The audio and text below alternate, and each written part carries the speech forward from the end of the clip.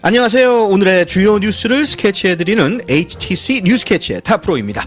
5월 30일 금요일, 오늘도 거품없이 정직하게 오늘의 미국 뉴스를 스케치해드리겠습니다. 오늘의 헤드라인입니다. 지구온난화가 예상보다 빠르게 진행되며 기후 전환점이 눈앞에 왔습니다. 바다 온도가 36도까지 치솟아 산호백화와 국지성 폭우 위험이 커지고 있습니다. 미국 내 중국인 유학생들이 거주와 학업 지속 여부에 대해 혼란을 겪고 있습니다. 법원은 하버드의 요청을 받아들여 행정부 조치의 효력을 일시 정지시켰습니다. 연준의 회의록과 기술주 약세 여파로 증시가 흔들리고 환율도 영향을 받았습니다. 항소법원이 하급심 판단에 제동을 걸며 관세가 당분간 이어지게 됐습니다. 실업수당 청구가 24만 건을 기록하며 고용시장에 경고등이 켜졌습니다. 일론 머스크가 트럼프 행정부의 도지 개혁 실험에서 물러났습니다. 하마스가 인질을 석방하면 60일간 가자지구 휴전이 추진됩니다. 질로우는 집을 사지 않아도 사람들이 몰리는 디지털 집 구경 플랫폼이 됐습니다. 지금까지 오늘의 헤드라인이었습니다. 오늘도 뉴스캐치를 찾아주셔서 감사드립니다. 오늘의 첫 소식입니다. 기후위기와 관련해 충격적인 예측이 나왔습니다. 세계기상기구는 지구가 산업화 이전보다 평균 기온 1.5도 이상 상승하는 시점이 불과 2년 뒤 2027년이 될 것이라고 밝혔는데요. 유미정 기자 연결합니다. 유 기자, 어떤 내용입니까? 네, 세계기상기구가 발표한 최신 보고서에 따르면 지구는 2027년까지 평균 기온 1.5도 상승이라는 임계점을 넘을 것으로 보입니다. 이는 불과 몇 년 전까지만 해도 2040년쯤으로 예상됐던 수치보다 훨씬 앞당겨진 것입니다. 주요 원인으로는 최근 몇 년간의 이상고온, 지구를 일시적으로 식혀주던 대기오염의 감소, 그리고 여전히 줄지 않는 온실가스 배출이 꼽혔습니다. 1.5도라는 숫자에 과연 어떤 의미가 있는 걸까요? 네, 1.5도는 2015년 파리기후협정에서 전 세계가 지키기로 한 기후안전선입니다. 이 선을 넘게 되면 북극 빙하 붕괴, 산호초 대량 소멸, 그리고 극단적인 폭염과 기상이변이 훨씬 빈번하게 발생할 수 있습니다. 과학자들은 이제는 되돌릴 수 없는 기후 전환점이 눈앞에 왔다고 경고하고 있습니다. 일각에서는 1.5도 목표를 이미 넘긴 것으로 보고 현실적인 대응 목표를 다시 설정해야 한다는 목소리도 나오고 있습니다. 결국 지금의 대응 방식으로는 한계가 있다는 뜻이겠군요? 그렇습니다. 신재생에너지가 빠르게 확산되고 있지만 여전히 전 세계 에너지의 3분의 2는 화석연료에 의존하고 있고 전력 소비량은 계속 늘고 있습니다. 결국 각국은 2도 이하의 목표라도 지키기 위해 보다 과감하고 실질적인 정책 전환이 필요한 상황입니다. HTC 뉴스캐치 유미정이었습니다. 플로리다와 카리브해, 바하마 해역에 강한 해양 폭염이 형성되며 해수 온도가 섭씨 36도에 달했습니다. 이는 7월 수준의 더위로 대기 습도를 끌어올리고 뇌우와 폭우를 유발하며 폭염을 가중시키는 요인으로 작용하고 있습니다. 플로리다, 쿠바, 자메이카 일대에는 산호백화 경고도 내려졌습니다. 미국 남부는 이로 인해 역대 5월 최고 아침 기온을 기록하고 있으며 앞으로도 국지성 폭우와 뇌우, 우박, 돌풍이 잇따를 전망입니다. 해양 열파는 여름 내내 지속될 것으로 보이며 열대성 폭풍과의 결합 위험도 제기되고 있습니다. 미국 내 중국 유학생 약 27만 명이 충격에 빠졌습니다. 트럼프 행정부가 중국 출신 유학생 비자에 대한 대대적인 단속을 발표했기 때문인데요.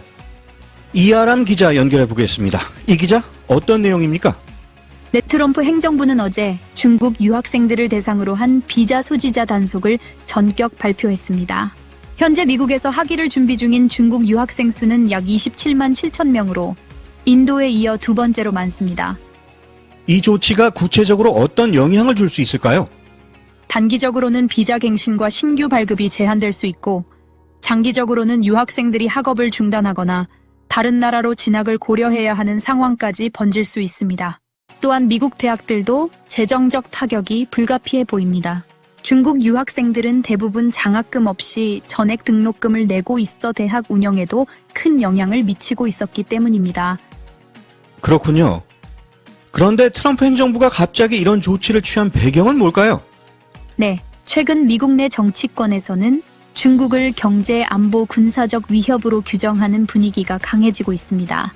트럼프 대통령과 공화당 인사들은 중국 공산당과 관련된 인물이나 정책을 차단하겠다는 입장을 강하게 내비쳐왔고, 이번 유학생 비자 단속 역시 그 연장선으로 해석됩니다. 결국 미중 갈등이 교육 현장에까지 영향을 주고 있는 셈이군요. 그렇습니다. 미국과 중국 간의 정치적 긴장이 이제는 유학생 개인의 삼과대학 시스템 전반에까지 영향을 미치고 있습니다. 중국 유학생 사회는 물론 미국 내 고등교육계 전반에도 큰 파장이 예상됩니다. HC 뉴스캐치 이아람이었습니다. 트럼프 행정부가 하버드대의 국제학생 등록을 금지하려던 시도가 연방법원에 의해 막혔습니다. 매사추세츠 연방판사는 하버드 측의 긴급 요청을 받아들여 행정부 조치의 효력을 잠정 중단시켰습니다. 이번 판결로 하버드는 외국인 학생과 연구자를 계속 받아들일 수 있게 됐으며, 총장과 교직원들은 국제학생 없는 하버드는 하버드가 아니다라며 강하게 반발했습니다. DHS는 하버드가 반미 성향과 유대인 혐오를 방치했다고 비난했지만, 하버드는 학문적 독립성에 대한 정치적 보복이라면서 법적 대응을 이어가고 있습니다. 어제 미국 증시는 연방준비제도 페드의 회의록 공개와 반도체주 약세로 인해 하락 마감했습니다. S&P 500 지수는 0.6% 하락한 5,888.55포인트, 다우존스 산업평균 지수는 0.6% 하락한 42,098.70포인트, 나스닥 종합지수는 0.5% 하락한 19,100.94포인트로 거래를 마쳤습니다. 이날 시장은 엔비디아의 실적 발표를 주시했습니다. 엔비디아는 장 마감 후 발표한 1분기 실적에서 매출이 예상치를 상회했으나 2분기 매출 전망은 기대에 못 미쳤습니다. 그럼에도 불구하고 엔비디아 주가는 시간 외 거래에서 5% 상승했습니다. 한편 국내 외환 시장에서 원달러 환율은 전 거래일보다 7.0원 오른 1376.5원에 마감했습니다. 이는 미국 달러화 강세와 글로벌 경기 불확실성에 따른 안전자산 선호 심리가 반영된 것으로 풀이됩니다. 이처럼 미국 증시와 환율 시장은 연준의 통화 정책과 주요 기업의 실적 발표에 민감하게 반응하고 있습니다. 향후 경제 지표와 기업 실적에 따라 시장 변동성이 지속될 것으로 예상됩니다. 트럼프 대통령이 시행한 주요 관세 조치들이 당분간 유지됩니다. 이는 항소법원이 하급심의 관세 중단 명령에 대해 효력을 일시 정지했기 때문입니다. 앞서 국제무역법원은 트럼프 관세 대부분을 불법으로 판단했지만, 트럼프 행정부는 즉시 대응하며 대법원에 긴급 구제를 요청할 계획이라고 밝혔습니다. 백악관은 대통령의 관세 판단은 상식과 법적 근거에 기반했다고 반박했습니다. 이 사안은 현재도 진행 중입니다. 연방노동부에 따르면 지난주 신규 실업수당 청구 건수는 24만 건으로 전주보다 14,000건 증가해 전문가 예상치를 웃돌았습니다. 특히 2주 이상 실업수당을 받는 계속 청구는 192만 건에 육박하며 2021년 11월 이후 최고치를 기록했습니다. 트럼프 행정부의 관세 정책 여파로 실업률이 더 악화될 수 있다는 우려 속에 월가는 고용 지표를 예의주시하고 있습니다. 일론 머스크가 트럼프 행정부에서 운영하던 미국 도지 서비스를 떠나며 워싱턴 실험을 마무리했습니다. 그는 연방정부 예산 삭감과 인력 구조 조정, AI 기반 이민자 추적 등 과감한 개혁을 시도했지만 여러 소송과 부처 간 충돌로 대부분 제동이 걸렸습니다. 특히 사회보장청 개편은 혼란만 남긴 채 중단됐고, 머스크 이미지까지 타격을 입으며 테슬라 주가도 하락했습니다. 머스크는 불교에 꼭 부처가 필요하냐며 떠났지만 도지의 흔적은 논란과 함께 남아 있습니다.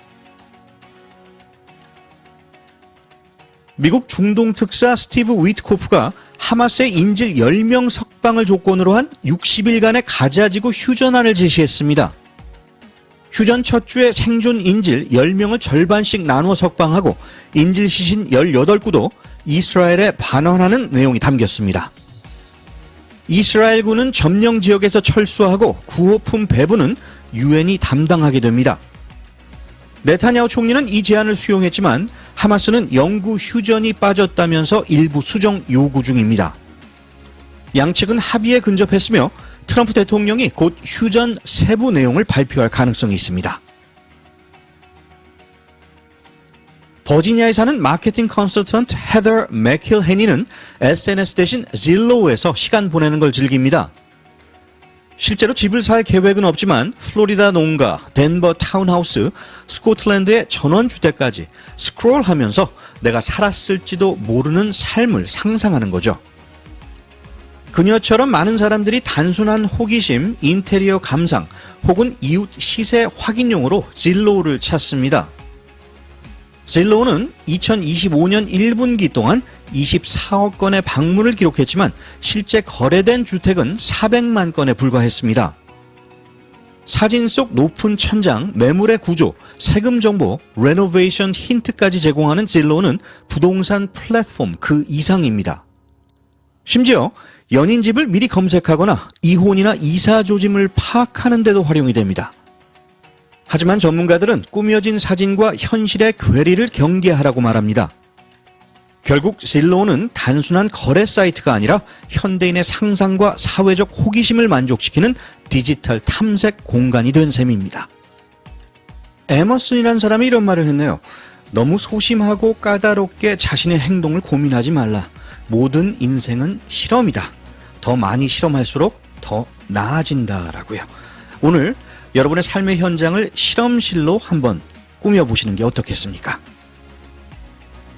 뉴스캐치 오늘 소식은 여기까지입니다. 좋은 하루 되시기 바랍니다. 진행의 탑프로였습니다.